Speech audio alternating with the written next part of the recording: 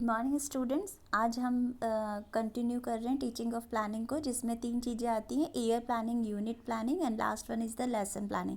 ये मैंने आपको ईयर प्लानिंग से पढ़ाना शुरू किया है क्योंकि ईयर प्लानिंग जो होता है वो कम क्लासेस में पढ़ाया जाता है। लेसन प्लानिंग तो आप कई बना भी चुके हैं लेसन्स, और कई बार आप प्रैक्टिस कर चुके हैं तो आपको अच्छे से आता है। तो ये तीनों जो तरह की टीचिंग है, लेसन तीनों तरह का प्लान है।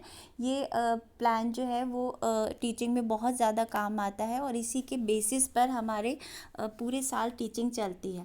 तो हम ईयर प्लानिंग कर चुके हैं, अब हम आ रहे हैं यूनिट प्लान में। ठीक है, पहले हम ये देखते हैं कि यूनिट प्लानिंग होता क्या है। The planning for a unit is known as a unit plan. अगर मैं साधारण भाषा में आपसे पूछूंगी तो आप कहेंगे हम जब यूनिट को प्लान करते हैं तो उसे यूनिट प्लानिंग कहते हैं। बिल्कुल ठीक है। Usually after the year plan the teacher plan the unit plan. पहले हमने क्या बनाया? Year plan. ईयर प्लान के बाद हम क्या बनाते हैं? Unit plan. So the year plan should therefore be ready before the start preparing the unit plan. इसलिए हम ईयर प्लान पहले बना लेते हैं क्योंकि पूरे साल जो हमें यूनिट पढ़ाने हैं उनके बारे में भी वहाँ लिख चुके होते हैं। Then we come to the unit planning. ठीक है, मीनिंग क्या होता है यूनिट प्लानिंग का? The plan for the introduction of unit is known as unit plan. जैसा कि आप सिंपल से वर्ड में जानते हैं कि अगर हम यूनिट के लिए जो प्लानिंग कर रहे हैं उसको हम यूनिट प्लान कहते हैं। It is a challenging task to be form by a teacher. ये बहुत ही चैलेंजिंग टास्क है टीचर के लिए इसको बनाना as a part of the pedagogical analysis. जब हम पेडालॉजिकल एनालिसिस करते हैं उसमें यूनिट प्लान को बनाना एक बहुत ही डिफ़िकल्ट या चैलेंजिंग टास्क है। ये बहुत इजी नहीं है कि बस हम बैठे बैठे बना लेंगे, ऐसा नहीं होता है। हमें इसकी पूरी प्रैक्टिस चाहिए होती है, पूरा प्लानिंग दिमाग में रखना पड़ता है। आपको ईयर प्लान देखना पड़ता है, उस ईयर प्लान के अकॉर्डिंग आप कब इवैल्यूएशन रखेंगे, उस इवैल्यूएशन में आप कितने यूनिट्स ख़त्म करना चाहते हैं और उस यूनिट में कितने ऑब्जेक्टिव्स होने चाहिए, कितने टॉपिक्स होने चाहिए, वो सब कुछ आता है। तो ये एक चैलेंजिंग टास्क है पेडालॉजिकल एनालिसिस करने में। जब हम एनालिसिस करते हैं पेडालॉजी का तो हम उससे कहते हैं पेडालॉजिकल एनालिसिस, और उसमें ये एक डिफ़िकल्ट टास्क है।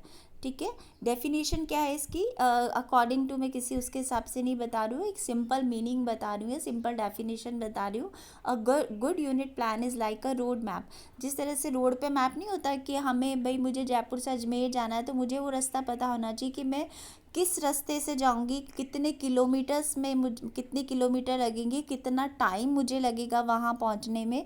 यानी जहाँ से आप स्टार्ट कर रहे हैं और जहाँ आप अपने डेस्टिनेशन पे पहुँचना चाहते हैं उसकी जो पूरी प्लानिंग होती है वो ही एक तरह से यूनिट प्लान है। It shows the final destination and usually the best way to get there.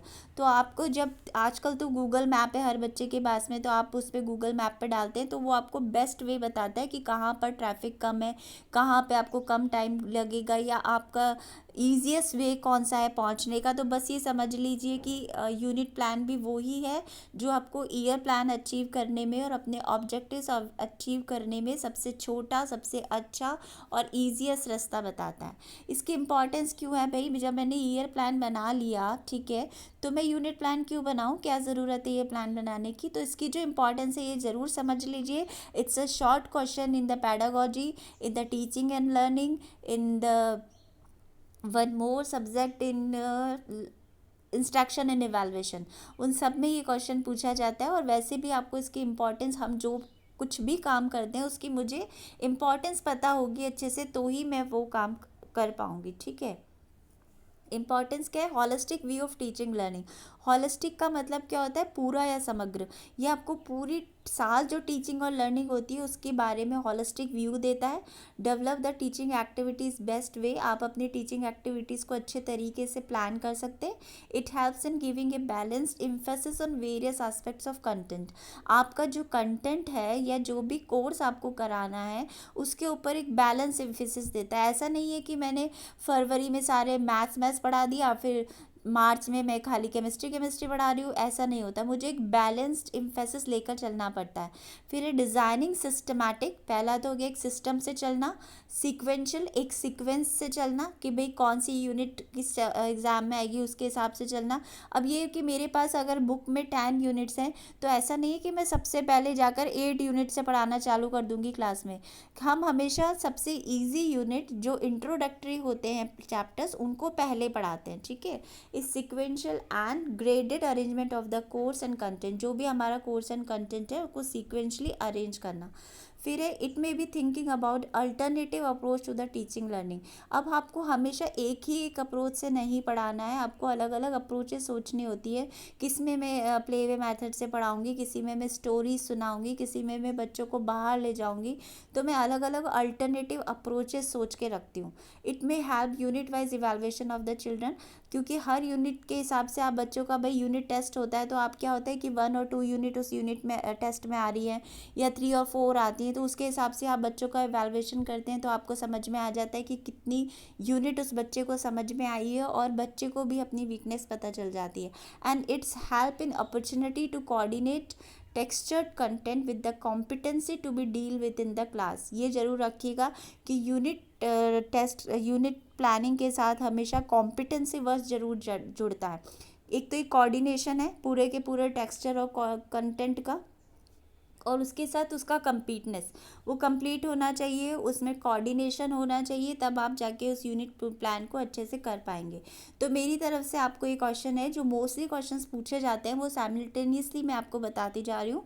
Unit plan is the clear picture of the whole teaching process discuss. ये क्वेश्चन है जो 2012 में आया था कि इसके बारे में क्लियर पिक्चर बतानी है। ये लॉन्ग क्वेश्चन है, तो आप इसमें डेफिनेशन, उसके कैरेक्टरिस्टिक्स, उसके नीड एंड इम्पॉर्टेंस और उसका प्लानिंग पूरा कवर करेंगे, ठीक है।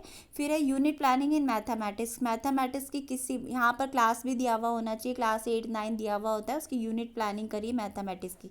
तो जिस तरह यहाँ मैथ्स दिया है वैसे दूसरा सब्जेक्ट भी हो सकता है। साइंस के बायो के बच्चों के लिए बायो का जो होगा उसका यूनिट प्लान बनाना है, किसी को एसएसटी का है तो उसको एसएसटी का बनाना है, ये एक क्वेश्चन है। फिर लास्ट क्वेश्चन है what is the utility of unit plan, ठीक है, वो आपने अभी देखा ही है। Identify unit of your choice in chemistry for class 9। कोई भी 9th क्लास की कोई एक केमिस्ट्री की यूनिट आपको लेनी है और उससे यूनिट प्लान डेवलप करना है, ठीक है। मेरी बात समझ गए आप। तो ज़्यादातर बच्चे क्या करते हैं, सिर्फ लेसन प्लान प्रिपेयर करके चले जाते हैं, पर आप ध्यान रखिए कि आपके पास जो भी सब्जेक्ट है, what ever subject you have, chemistry, science, biology, general science, home science, उसका यूनिट प्लान भी तैयार करके रखिए क्लास 9th और 10th का, क्योंकि ये लॉन्ग क्वेश्चन में आता है that you have no time to prepare a unit plan that time. आप उस टाइम उसको तैयार नहीं कर सकते हैं, तो इसको एक यूनिट प्लान को जो भी आपका सब्जेक्ट है उसको बना के रखिए। तो मेरी तरफ से be safe, be happy and keep learning. Thank